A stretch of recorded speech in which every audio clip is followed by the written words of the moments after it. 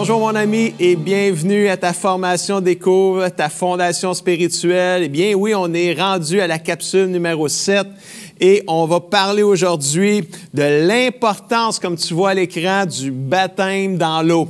Alors, on vient là de parler de Dieu le Père, Dieu le Fils, Dieu le Saint-Esprit dans les 3 dernières capsules. Mais là, aujourd'hui, on va parler de l'importance du baptême d'eau qui est très, très important pour ta fondation spirituelle. On voit à l'écran le verset Matthieu 28, 19, et c'est Jésus qui parle puis qui dit à ses disciples, « Allez chez tous les peuples pour que les gens deviennent mes disciples. » Et qu'est-ce qu'il nous demande de faire? Il dit, baptisez-les au nom du Père, du Fils et du Saint-Esprit. Le baptême dans l'eau est accompli au nom du Père, du Fils et du Saint-Esprit. Il ne relève pas de l'autorité de la personne ou de la personne qui baptise les gens, mais il relève de l'autorité de Dieu lui-même. Quand tu es baptisé, c'est pas pour t'attacher à un homme, à une religion. Quand tu es baptisé dans l'eau, c'est pour déclarer que tu t'es attaché à Dieu et que c'est Dieu que tu veux servir et aimer. La signification du baptême d'eau. Le mot baptisé, là, celui qui est baptisé, ça vient du mot grec, on le voit à l'écran, là, baptizo, qui signifie plonger, immerger, submerger. Tu en es par-dessus la tête. Tu es plongé dans l'eau. Donc, Jésus, c'est pour cela qu'on baptise des nouveaux croyants en les plongeant dans l'eau, en les submergeant, on les cale dans l'eau carrément, parce que c'est ça, être baptisé, c'est être plongé, submergé, immergé. Jésus a été lui-même baptisé, plongé dans l'eau lui-même par Jean-Baptiste. Et Jésus était âgé de 30 ans quand c'est arrivé. Le baptême d'eau de Jésus, le baptême dans l'eau de Jésus, symbolise sa mort. Quand Jésus a été plongé dans l'eau, quand il a été baptisé, entré dans l'eau, il symbolisait sa mort à venir. Et quand il est sorti de l'eau, il symbolisait sa résurrection qu'il était pour avoir 3 jours après sa mort. Donc, c'est arrivé comme ça. Jésus s'est laissé engloutir, plonger entièrement par la mort, mais il est revenu à la vie 3 jours plus tard. Puis quelqu'un devrait dire amen à ça parce que c'est primordial pour la vie chrétienne. Le baptême dans l'eau comporte 2 phases. L'immersion, on plonge les gens dans l'eau et la sortie de l'eau. Donc, ces 2 phases-là, ces 2 gestes-là symbolisent ce qui s'est passé spirituellement au moment de ta nouvelle naissance. C'est comme quand tu es né de nouveau, tu es mort à toi-même, mais tu es revenu tu as eu une nouvelle vie. Tu es mort à toi-même, au péché, mort au péché, mais là, tu es revenu à la vie pour pouvoir vivre une vie nouvelle avec le Seigneur Jésus-Christ. Et le baptême dans l'eau vient symboliser cette action-là qui s'est passée dans ta vie à la nouvelle naissance. Donc, c'est vraiment important de comprendre ça. Quand tu as été baptisé dans l'eau, si tu l'as fait, tu t'es identifié à Jésus qui est mort pour tes péchés. Alors, Romains chapitre 6, versets 3 et 4, ça dit, « Vous le savez bien, notre baptême en nous unissant au Christ Jésus nous a tous unis à sa mort. » Tu vois, tu es baptisé, ça m'a identifié à sa mort. Donc, par le baptême, nous avons été plongés avec lui dans la mort. Et quand tu es sorti de l'eau, tu as été identifié, pas à sa mort, mais en sortant de l'eau, tu as été identifié à la résurrection de Jésus-Christ, démontrant que tu es maintenant un enfant de Dieu qui vit une vie nouvelle avec Dieu, qui connaît une nouvelle condition de vie et qui a une nouvelle identité en Jésus-Christ. Tu n'es plus un esclave de la peur et du péché, tu es maintenant un enfant de Dieu, libéré de la peur et du péché. Et ça, c'est pas pareil, pantoute. Alors, tout cela, le baptisé dans l'eau, on plonge dans l'eau, on est identifié à la mort, afin que, comme le Christ a été ressuscité d'entre les morts par la puissance glorieuse du Père, nous aussi, nous puissions mener une vie nouvelle avec le Seigneur. Et ça, c'est vraiment merveilleux. Avec le baptême d'eau,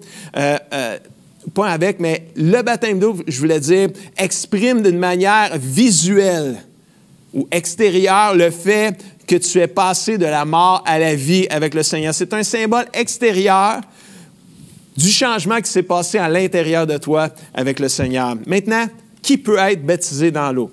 Et ça, c'est une bonne question ici. La Bible répond très bien à cette question-là. Marc 16, 16 dit « Celui qui croira et sera baptisé, baptizo, plongé dans l'eau, celui-là sera sauvé. Celui qui ne croira pas, celui-là sera condamné. » Pour être baptisé, tu dois être un disciple de Jésus-Christ, c'est-à-dire quelqu'un qui croit en Jésus, le Fils de Dieu, venu sur terre comme un être humain, comme je l'ai expliqué là, dans la capsule Découvre Dieu le Fils, comme un humain mort, ressuscité et maintenant au ciel. Tu dois en réalité naître de nouveau. Tu dois croire en Jésus et le recevoir dans ta vie, parce que quand tu crois en Jésus, tu le reçois dans ta vie, Jésus fait de toi un enfant de Dieu et tu commences une vie nouvelle. C'est ça la nouvelle naissance. Tu dois naître de nouveau.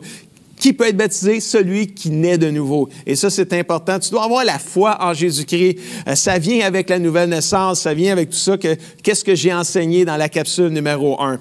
Tu dois avoir l'âge pour prendre des décisions. Ça, je vais en parler un petit peu plus loin. Jésus avait 30 ans quand il s'est fait baptiser dans l'eau. Donc ça, c'est qui peut être baptisé dans l'eau. Le but du baptême d'eau, c'est quoi le but du baptême d'eau? Le baptême d'eau a deux buts principaux, puis on va les regarder ensemble. Le premier, c'est le baptême d'eau, c'est un témoignage. Un témoignage de notre obéissance, dans le fond, avec le Seigneur. Celui qui se fait baptiser témoigne par son action d'être baptisé aux yeux de tous qui croient en Jésus-Christ. C'est un témoignage de ta foi, un témoignage public et non pas caché. C'est un témoignage public. Il exprime de façon visible la décision intérieure qu'il a prise de suivre et servir le Seigneur Jésus-Christ. Nous, à l'Église ici, on fait un baptême par année. Peut-être que dans le futur, on va en faire 2 par année, mais on en fait 1 par année, mais c'est un grand événement de réjouissance et de grande célébration de ce que Dieu a fait dans la vie des gens qui se font baptiser. Et c'est toujours une célébration de vie et tellement inspirante de voir comment Dieu agit dans le cœur et dans la vie des gens qui se font baptiser dans l'eau, qui ont décidé de suivre Jésus-Christ. C'est tellement merveilleux. C'est vraiment, le baptême d'eau, c'est un témoignage public. Donc, c'est pour ça que nous, on en fait un événement annuel super important où on encourage les nouveaux croyants à venir témoigner publiquement de ce que Dieu a fait dans leur vie et on symbolise ça après ça avec le baptême dans l'eau. Jésus a dit dans Matthieu 10, 32, « Si quelqu'un dit devant tout le monde, j'appartiens à Jésus, bien alors moi aussi, devant mon Père qui est dans les cieux, au jour du jugement, je dirai, cette personne-là m'appartient. » Peut-être que tu es gêné de vouloir te faire baptiser, de parler devant tout le monde. Mais moi, je peux te dire une chose, Jésus n'a pas été gêné de mourir sur la croix devant les gens qui l'humiliaient et qui parlaient contre lui puis qui le maltraitaient. Puis Jésus l'a fait pour que tu puisses être libéré puis avoir la vie éternelle. Alors, mon ami, je t'encourage, si tu t'es pas baptisé dans l'eau, donne ton nom pour être baptisé dans l'eau lors du prochain baptême d'eau à l'Église, puis ça va nous faire plaisir de pouvoir t'aider et à cheminer là-dedans, parce que le baptême d'eau, c'est un témoignage. Mais le baptême d'eau aussi, c'est plus que juste un témoignage. Le baptême dans l'eau, c'est un engagement. Oh, ça, c'est bon. C'est un engagement à vouloir ressembler à Jésus-Christ. Et ça, là, dans notre milieu chrétien, nous autres, on appelle ça la sanctification. C'est un engagement à laisser Dieu me transformer, me changer, me sanctifier, me rendre semblable à Jésus-Christ. Et si le baptême dans l'eau illustre les grandes vérités de la nouvelle naissance, il illustre aussi les grandes vérités du principe de la purification, de la sanctification, de la transformation du nouveau croyant. Le croyant accepte d'être mort avec Jésus au péché, mais il accepte aussi de vivre à la ressemblance de Jésus-Christ. Seigneur, je te donne ma vie, je veux te suivre, rends-moi semblable à Jésus. Je veux être comme Jésus. C'est le cri du cœur de tout enfant de Dieu aussi. Celui qui veut se faire baptiser dans l'eau accepte de s'identifier à Jésus et de s'engager à se laisser transformer et changer afin de ressembler à Jésus. C'est important pour toi de rechercher à vivre une vie qui plaît à Dieu. Et ça, c'est vraiment bénissant. Et c'est pas juste moi qui te dis ça. La Bible t'encourage. Hébreux 12, 15. Recherchez la paix avec tous et rechercher la progression dans la sainteté. La progression dans la sainteté, c'est la sanctification, la transformation de ta vie. Recherche à ressembler à Jésus-Christ, à être pur dans ta vie, à t'éloigner du mal, à faire le bien. Parce que sans elle, cette purification-là, cette pureté-là, cette sainteté-là. Sans cela, tu ne pourras pas voir le Seigneur. Personne ne verra le Seigneur. Dieu t'accepte tel que tu es, mais il t'aime trop pour te laisser comme ça. Alors, mon ami, je veux juste t'encourager. Laisse Jésus te transformer. Viens, laisse Jésus enlever ce qui ne ressemble pas à Jésus dans ta vie. Puis, ça va être tu vas voir, tu vas vivre cette vie nouvelle-là, puis ça va être vraiment merveilleux. Maintenant, je veux juste adresser un point important aussi, peut-être qui va t'aider puis qui va amener de l'éclaircissement. Est-ce qu'on baptise des bébés ici à l'Église? Est-ce que, comme enfants de Dieu, comme chrétiens, il faut baptiser les bébés? Qu'est-ce qu'on fait avec les bébés? On les baptise-tu ou on les baptise pas?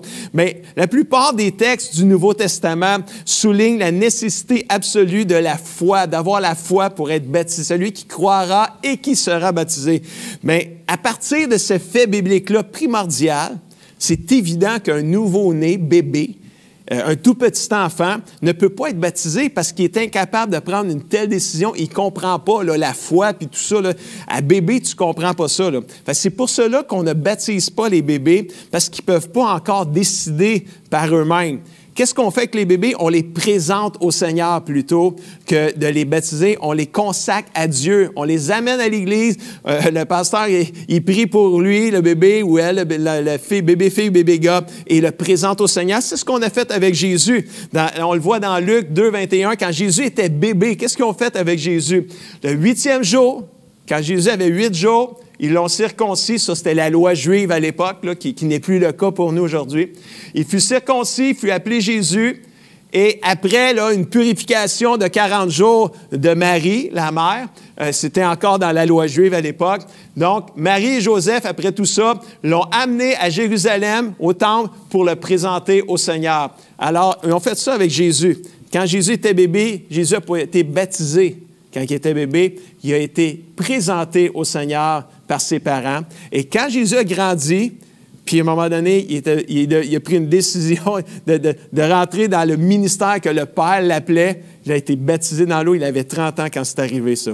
Donc, le baptême d'eau ne peut pas être administré à des personnes qui ne sont pas capables de prendre des décisions comme je parle pour les petits bébés. Là. On fait ça à des gens qui sont capables de prendre des décisions, de dire, oui, moi, j'ai choisi de suivre Jésus-Christ. D'ailleurs, le Nouveau Testament ne présente aucun baptême de bébé. On voit aucun baptême de bébé. Aucun texte biblique ne justifie cette pratique-là. En résumé, le baptême d'eau ne sauve pas, parce que c'est Jésus qui sauve, c'est la foi en Jésus qui nous sauve, mais le baptême dans l'eau est le témoignage public que tu es sauvé. Et ça, c'est vraiment merveilleux. Laisse-moi te donner le défi à relever de la formation biblique. Lis, médite les versets de la capsule. Et encore une fois, je t'encourage à réécouter la capsule, à prendre des notes des versets, à les lire dans ta Bible, à les relire s'il le faut. Demande au Saint-Esprit de t'aider à les comprendre, mais surtout à les mettre en pratique dans ta vie. C'est la clé pour une vie fondée sur Jésus, une fondation solide. C'est lis, médite et pratique la parole de Dieu. Alors, laisse-moi prier avec toi en terminant. Papa Céleste, merci pour mon ami qui m'écoute, qui veut grandir, qui veut apprendre encore plus de toi, qui veut découvrir, Seigneur, tout ce que tu as pour lui, toutes les ressources que tu as pour lui, tous les commandements, les instructions que tu as pour lui. Bénis mon ami qui écoute aujourd'hui. Fais-le grandir dans sa foi. S'il n'est pas baptisé dans l'eau, conduis-le, Seigneur, vers le baptême d'eau, vers cette décision de suivre Jésus-Christ. Brise la gêne, brise la peur, Seigneur, brise la timidité. Donne une audace, un courage à cette personne-là. Au nom puissant de Jésus, je le prie. Et tout le monde dit Amen et Amen. J'espère que tu as aimé cette capsule. Et si tu penses que ça peut aider quelqu'un à comprendre le baptême d'eau, partage cette capsule-là avec cette personne-là. Et sur ce, je te dis à la prochaine capsule.